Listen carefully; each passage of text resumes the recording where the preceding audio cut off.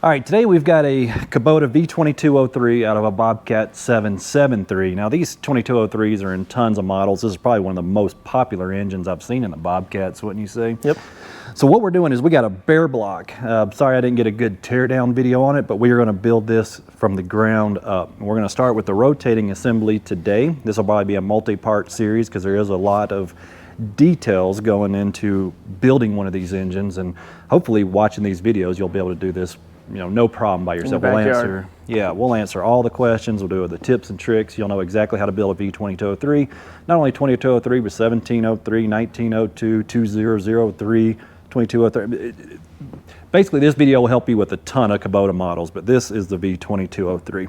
So like I said, we are going to start with the rotating assembly. We got the crankshaft, mains, rods, bearings, pistons, and rings. Everything. So the rotating assembly will be the first video, and then we'll just carry on from there. So let's take a look at what we got on the table. The first steps that we're going to do here is pretty much the same thing you do on any engine. We're going to measure our clearances, our ring gaps, and we're going to cut the rings. Yep. We're just going to check everything, make sure our clearances are good, and then we'll start assembling. And yeah, easy peasy. Easy peasy. So on the table, we've got everything laid out that we're going to use to put the rotating assembly together. We've got each cylinder, 1, 2, 3, and 4. We got the rod bearings for each one, the rings, the rods, piston clips, piston pin, wrist pin is the word I'm looking for, and our pistons. And of course we got our crankshaft. What's unique about some of these Kubota engines, if you're not real familiar with them, is these are the main journals. So we actually bolt the main journal to the crankshaft, and then we slide it in the engine block, and then we bolt the journal to the block. So that's kind of unique if you're not familiar with these smaller diesel engines. Got separate main journals. And then of course our main bearings, thrust bearings, and that's the end play for the crankshaft, and then our front bearing. One way to tell these is I'll go over the main bearings, and then Mike will go over a few things on the rods and the pistons. So if you take all these apart and have them cleaned up or whatever the case may be, you got to make sure that the top and bottom stay together. And the way we do that is with the serial number. Let's see if we can get the light right. Yep, so we can see a number stamped in the bottom and the top part. Those numbers have to match, and that's what tells us that is a pair. They go together. And then to know which way it goes in the engine, it's casted on there. It says flywheel. So that's how we tell which way this faces on the engine. And then up here on top, you can see that little mark right there, that is a C. So we've got A, B, C, and then we've got the rear main. So A would be on the front of the crankshaft. We'll have A here, B, C, and then our main will be back here. So that's how we tell which way the main journals go. By serial number, A, B, and C stamped in the top, and then the flywheel side, of course, will face the flywheel. And that way we get them all straight. How about the rods and pistons?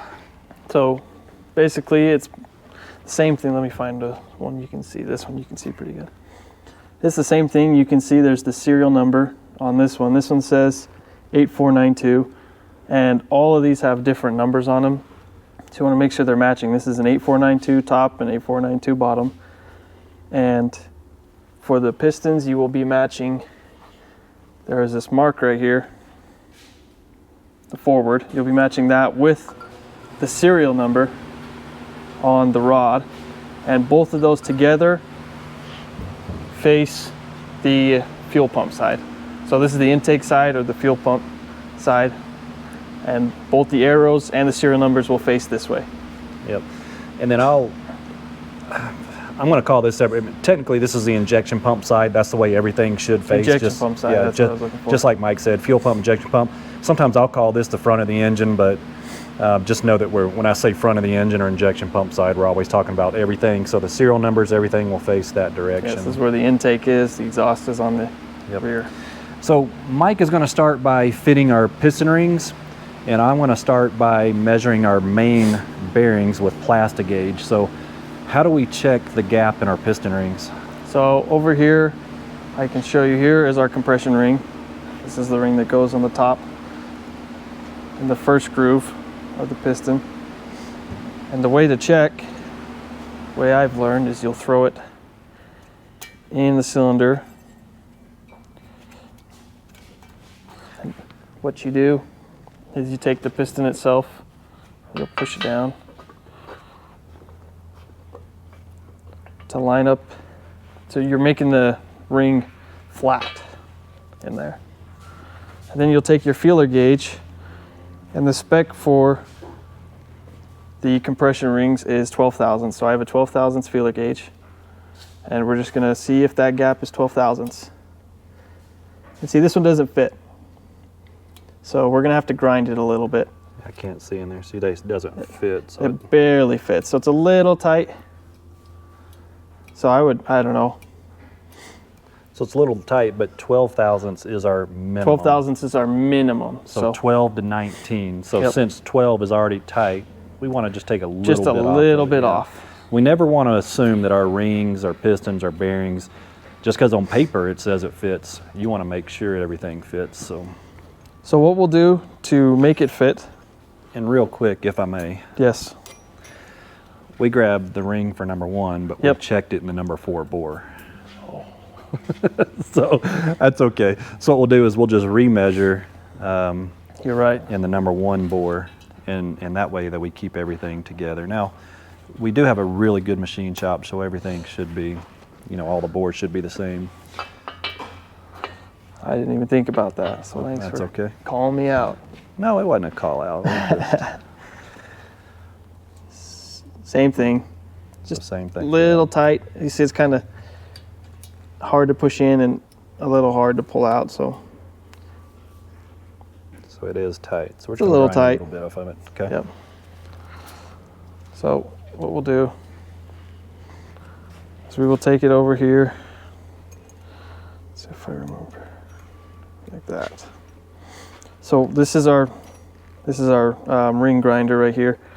This one is from Amazon, and we're just going to grind one side. So I'm going to push it against one side. A lot of people, the common mistake is to squeeze it together like that and to try and grind it, but when you grind it like that, you grind it at an angle, so it's not flat when it's squeezed together like that. So you just want to grind one side.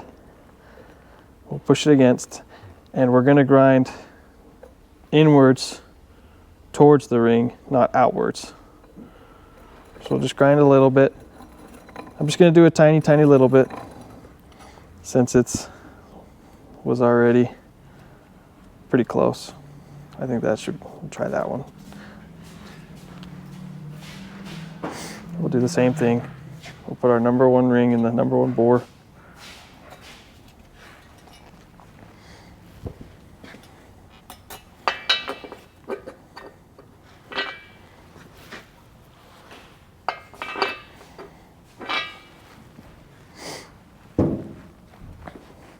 .12 thousandths feeler gauge. That's much better. That's pretty smooth in and out. I'd call that 13 thousandths right there. So we'll do that for all 12 rings. The oil scraper ring right here, the one that goes on the bottom with the spring on the inside, the spec for that one is 10. So we'll do the same thing for all 12.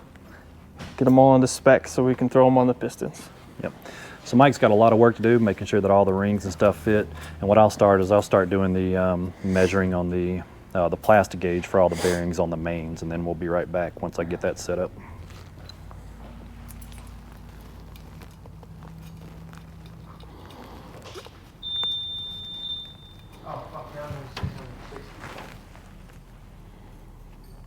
That one is good. She's ready to fucking rip till next year, lady. Awesome. Yeah, I'm not paying any fucking around. just double. So I just got done doing the #1 journal, and here's what plastic gauge looks like, if you can see it. It looks just like a little piece of fishing line, and we just cut off a little section of it. We put it on our journal with our bearing in there, and then we torque it down to spec. And then you can see where it smashed it in there. And here's our gauge, our cleveite gauge, and what we do is we measure the thickness after we smash that plastic in there. And it's hard to see, I know, but on this gauge we're looking at 2/1000ths of an inch, and then we look at our spec in our book and we're actually 2/1000ths of an inch is our oil clearance. So we are dead on. Yeah, absolutely perfect. So I'm going to go ahead and do that for all 4. I mean, we should be good because we got a good machine shop, you know, based on the bearings and everything we gave them. Everything should be good, but we can't take that for granted. We have to check. So I'm going to do all 4, and if we do have any issues, I'll let you know. If not, we'll just torque them together and we'll get ready to slide the crank back into the block. All right, so I've got the first 3 main journals done. Remember, this is the front of our crank, so this would be A, B, and C. So we did all the plastic gauge, they all checked out. We've got assembly lube on the bearings themselves, and now we're getting to the rear main journal. It's a little bit different. So what it has is these pieces right here, which is our thrust washers. And what the thrust washer does, see this crank, if you can see it, it's moving inside of these main journals. Well, when we put the thrust bearing on the 4th, the rear main journal, that's going to take that play out of it and help center up the crank. So again, we'll get this one installed. A little assembly lube here. I'm just going to put a little assembly lube where these thrust bearings go. There's going to be a thrust bearing on either side here.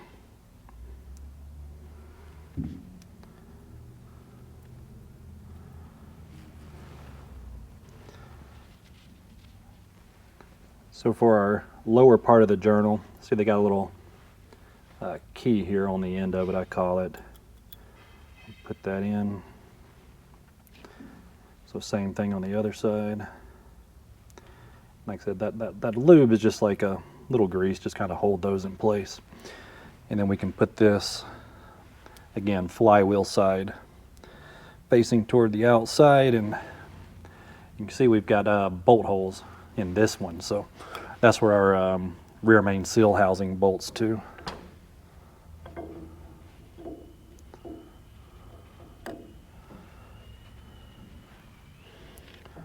All right. Same thing on our upper journal. See how it's got the bolts for the rear main seal housing, so they're going to face backwards. A little bit of assembly lube for the thrust bearing.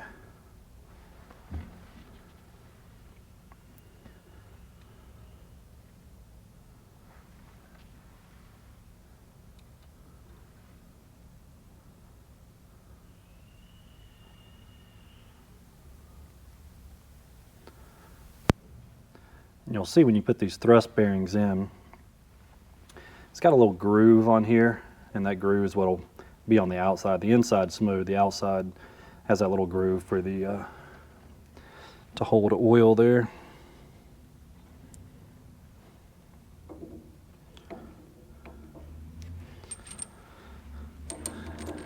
And then we're going to torque the rear main journal down just like the rest, down to 36 foot-pounds.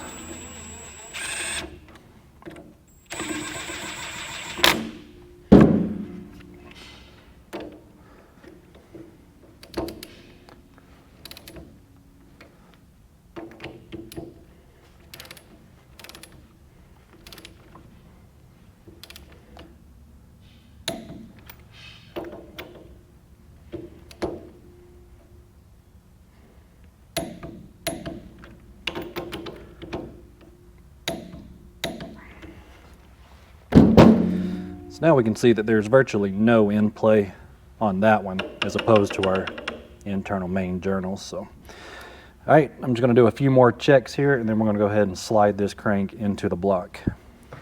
So you can see we've got bolt holes here for the main journals. So we're going to slide our whole crank with the journals down inside. Then we got to line up our center holes with the bolts and get them torqued to spec.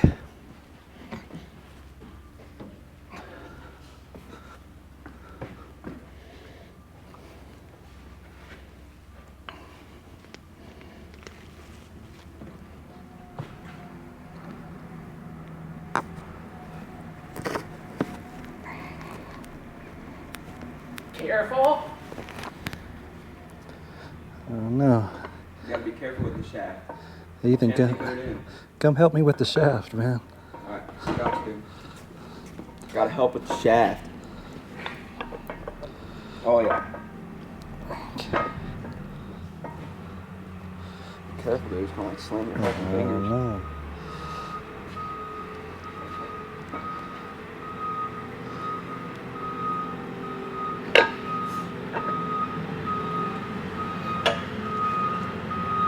How is everybody?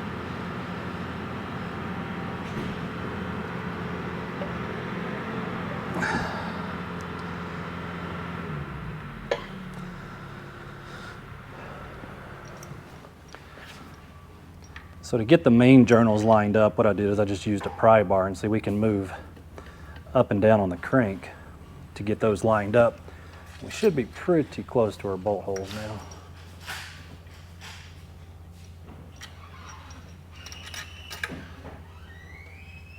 So where do the bolts look like that? It's just the way they design them.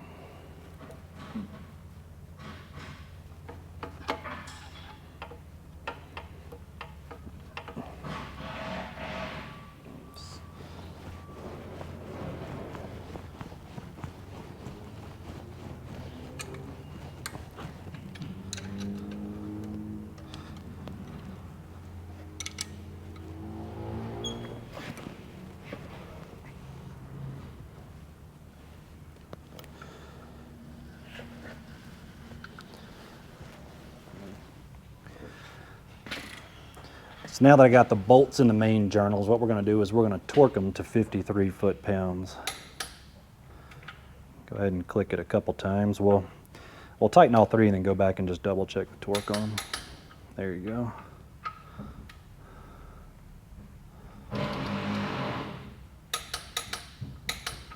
Okay.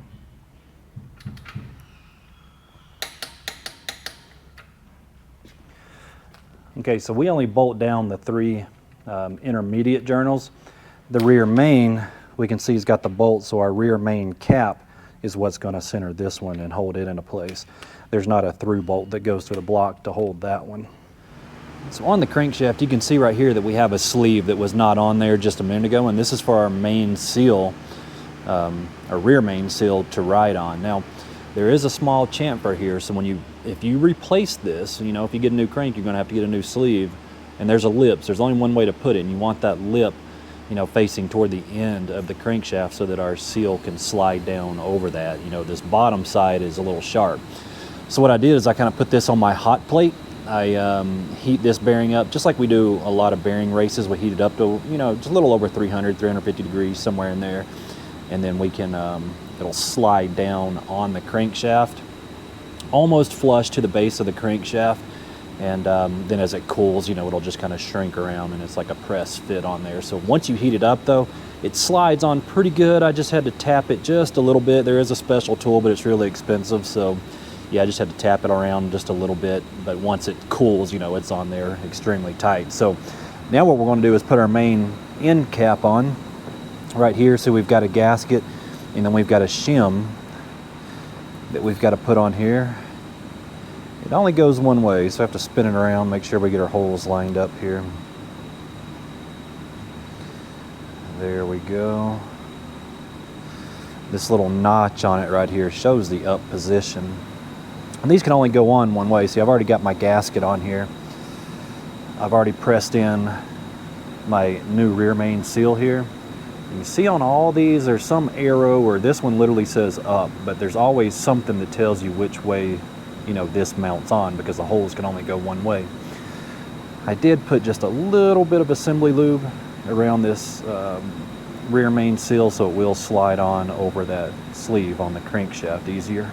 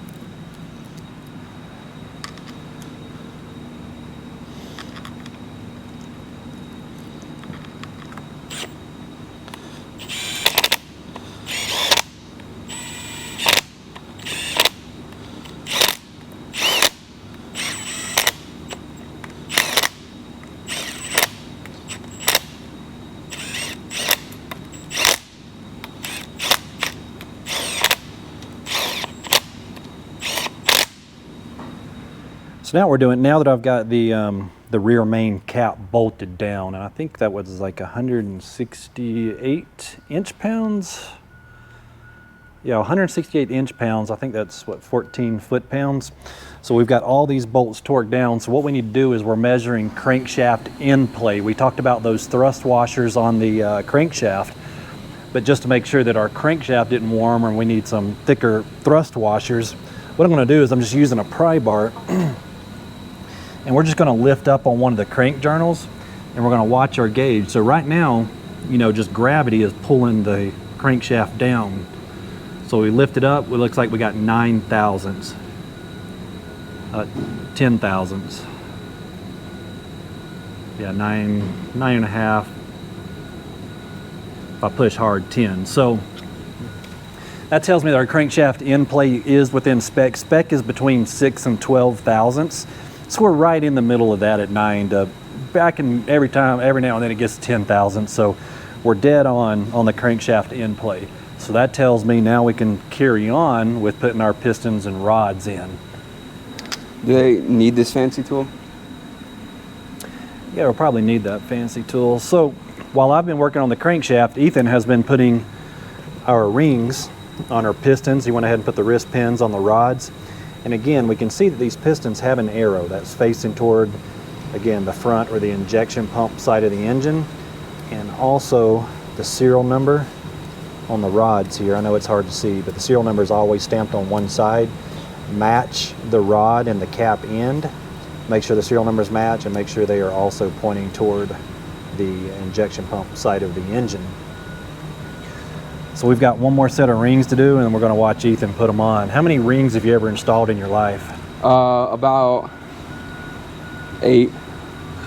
So 2 pistons worth? Yeah. Well, what have you learned? Show me how to do it. So the biggest, most important thing is that it doesn't matter what engine you're working on, there will always be writing on the top of the seal. I don't know if you can see that well, but there's an R.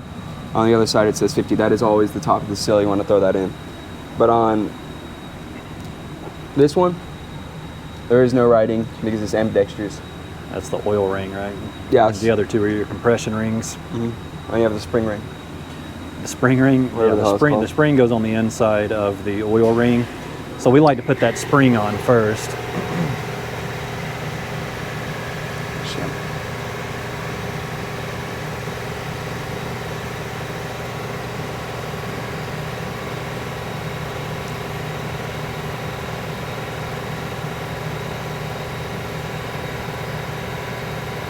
Damn. Hello.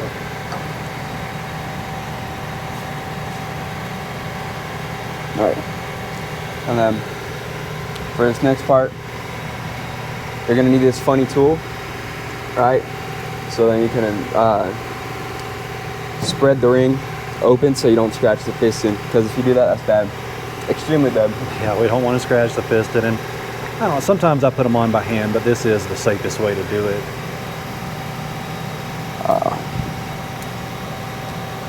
Yeah, that tool doesn't have a spring in it to kind of return it, so it's a little funny how you have to do it. But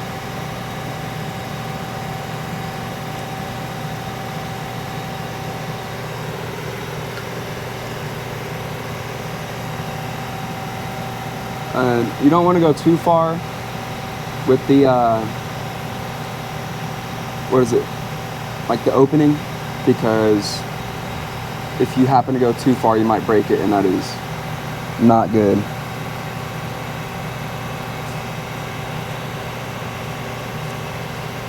See, like butter. We already got that one on.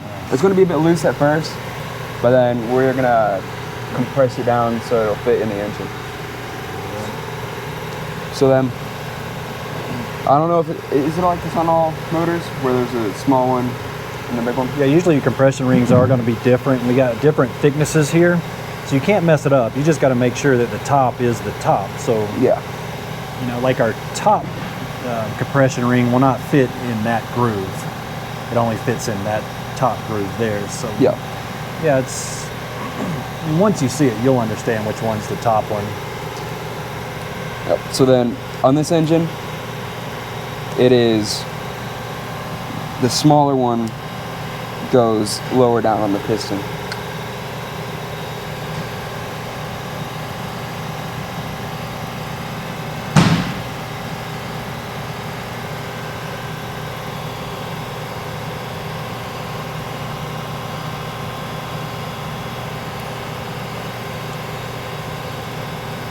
like butter.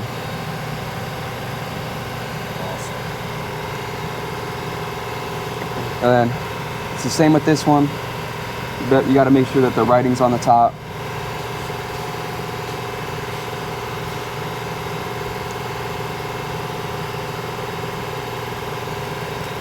Not sure. There you go.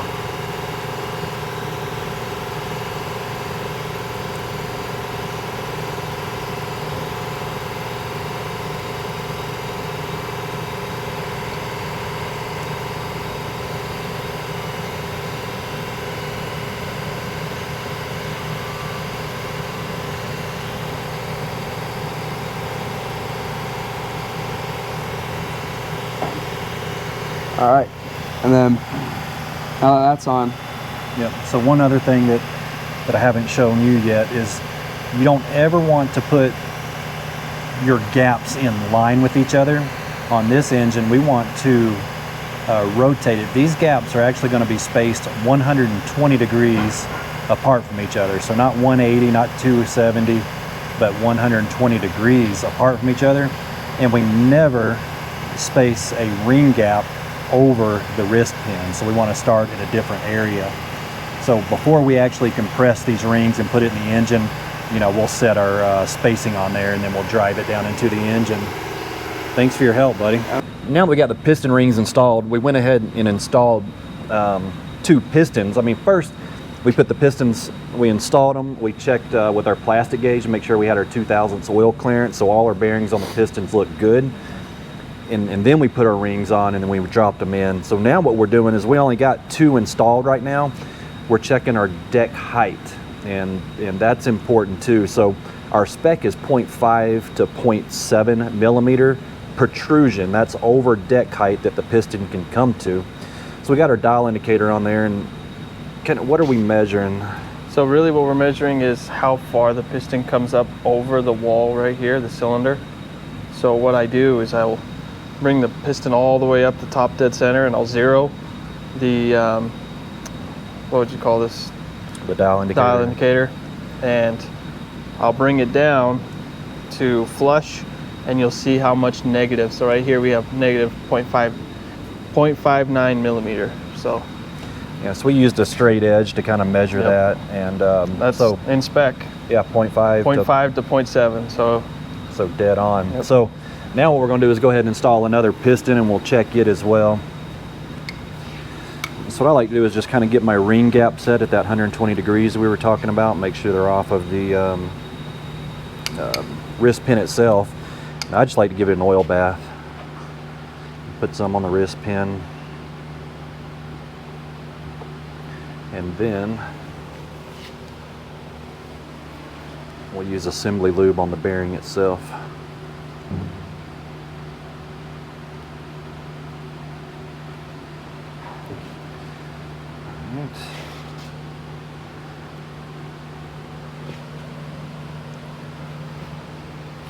And our piston ring compressor, if you'll grab that 1/4 inch ratchet, go ahead.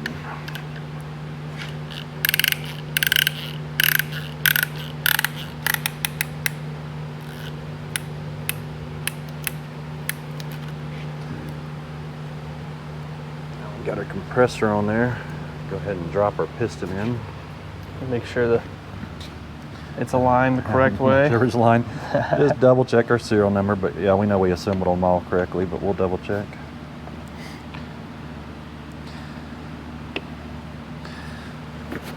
So he'll tap it down, and I'm just gonna wait for it to come down and contact the crankshaft. Just make sure we're okay. Perfect. Let's get the other one done real quick.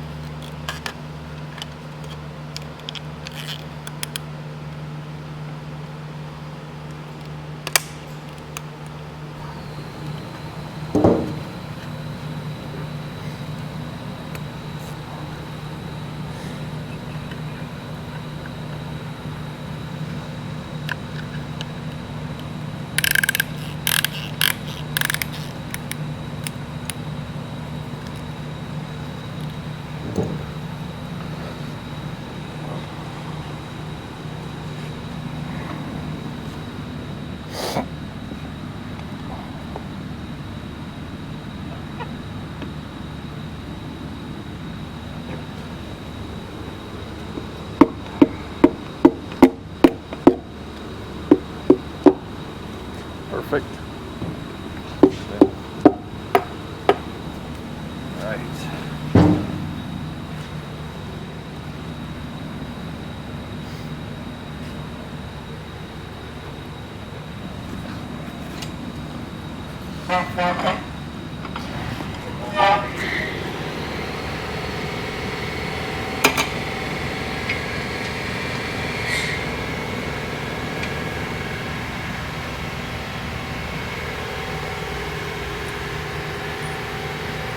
So we got right here, we're putting more assembly lube on the bottom half.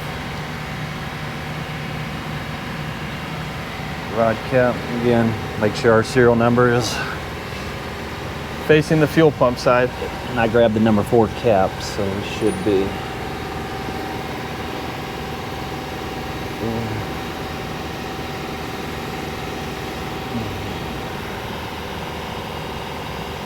$35.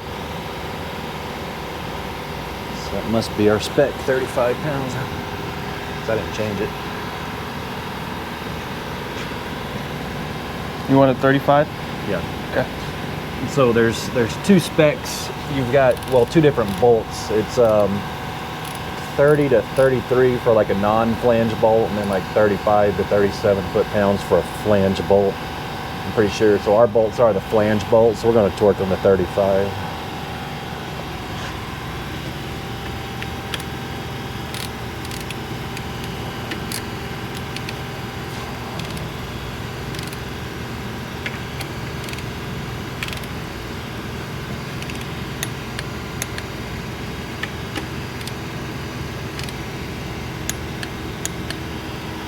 So we got that one torqued. We got to torque the number 3. Then what I like to do is turn the engine over 360 degrees. I'll untorque the cap and then re-torque it. And I don't know, that's just a habit that I always do. It seems to kind of smooth things out. But so we'll finish getting those torqued, and then we're going to start working on the crankshaft and camshaft area. And so now what we got to do is get our crank gear, our spacer, and our oil slinger assembled on the crankshaft. So I already installed the keyway on here. And let's take a look at the crankshaft, or the cam gear, or the crank gear, I'm sorry. So the gear will actually go either direction. You know, you've got kind of a beveled section here, but what we got to do is make sure our timing mark is facing to the outside. So that's how you'll know that you'll get the gear on first. So what we got is, I'm not going to install it right now, because what I'm going to do is actually heat this gear up so it slides on easier. But we're going to have the gear goes on. Then we've got this thin plate right here. It's called an oil slinger. That's what's going to sling the oil around the gears. So that'll go on, but you see this notch right here? That's where our timing mark is going to be once we put our outer collar on there. So I don't know if you can actually see the single dot right there. Right here. That's why the notch is there. If we did that, then we wouldn't be able to time it, because we wouldn't be able to see where the notch is. And now we've got our actual sleeve here, and this is what our front main seal rides on. But there's an O-ring that goes in the beveled part here. So crank gear, our oil slinger, O-ring, and then our collar. So we'll get all that pressed on. But first what I'm going to do is, I'm just going to take this gear, and there's multiple ways of heating it up. I'm just going to put on my hot plate, let it get up to about 300 degrees. We'll press that on, and then we're going to cool it off with a cool rag before we put our O-ring and other parts on there. So this gear is really hot right now.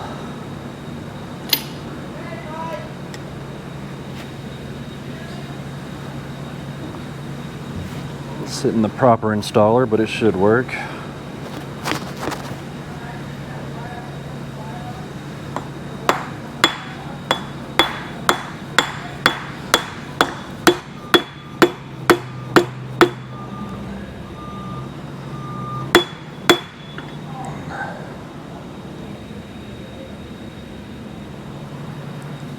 Now we can put our oil slinger ring on, and again lining up the notch with our timing mark right there. O-ring,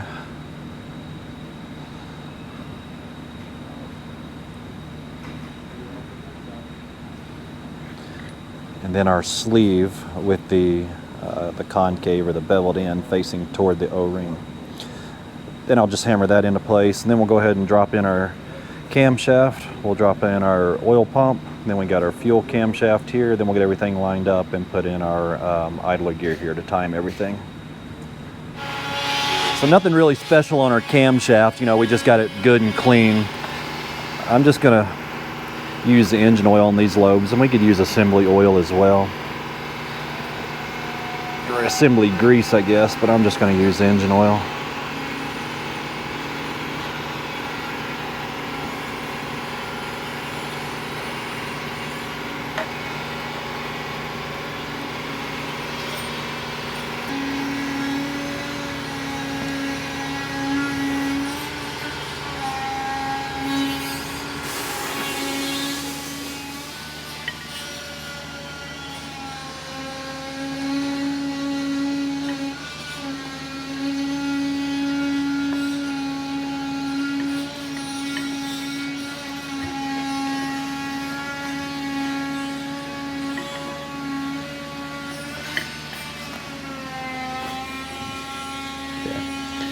So that's in there, and you can see we've got our plate down here. We just got 2 bolts that we're going to bolt into the block, and that's it for the camshaft. We'll time it again when we put in our idler gears. So we'll get that bolted down, and then we'll get our oil pump installed next. So before I bolt on my oil pump, I guess I wanted to show this, but I almost bolted together and put on the engine before I showed this. But so I took it apart, and there's some clearances we have to check in here. 4 to 6 thousandths on this upper lobe between the outer ring and the inner gear, and then the outer ring between the body. You know, we're 4 to 6 thousandths measurements on that. All that checked out. Then I also use a piece of plastic gauge and put on top of the rotor assembly, and then we bolt our plate down, and then we measure that plastic gauge with our gauge and make sure we're 4 to 6 thousandths on that too. So some people use petroleum jelly or something to kind of prime these. You kind of just fill that pump up. I'm just using assembly lube, and that usually seems to work pretty fine, just to use the assembly lube on that. So we'll just get this pump bolted together real quick, and then we'll get it bolted to engine and get our new, well, I say new, but just get our gear installed back on that. So we do have a gasket that we have to install on this.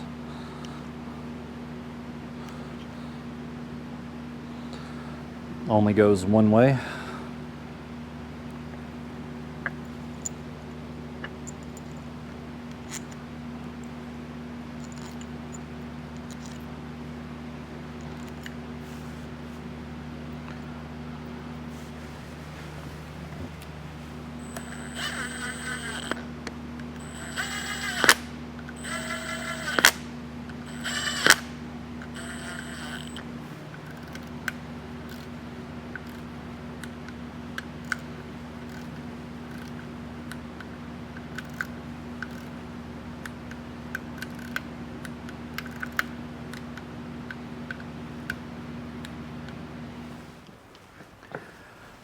So now we can go ahead and install our fuel camshaft and governor assembly.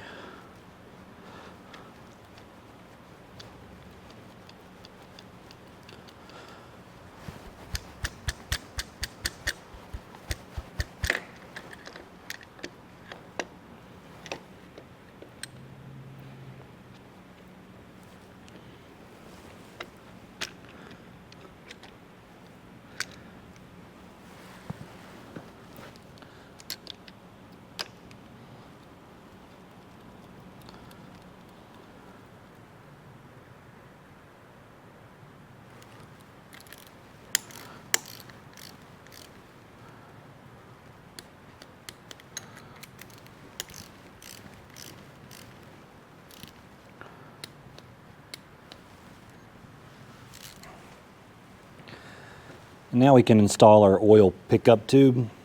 Just make sure that we replace the O-ring on the bottom of that pickup tube to kind of fit in this recessed hole of the block.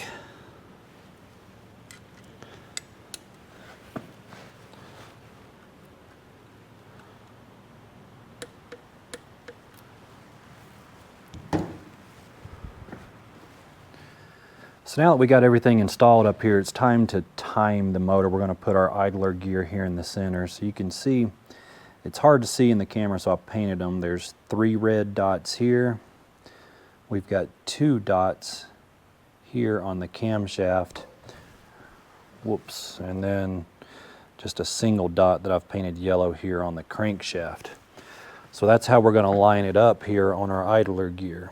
See, we've got the single dot yellow, 2 dots green, 3 dots red. So we're just going to line those dots up and bolt our idler down.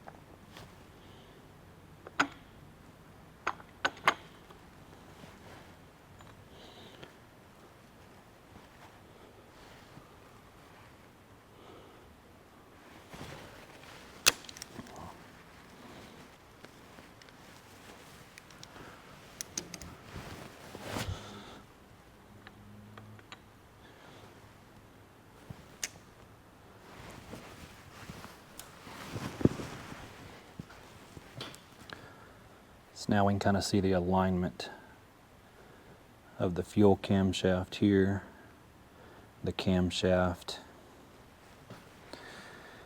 I know the crankshaft looks like it's off a little, but it's just because the idler gear drops down, you know, a little further or deeper into the crank gear. So now we got all those lined up, so now our engine is perfectly timed.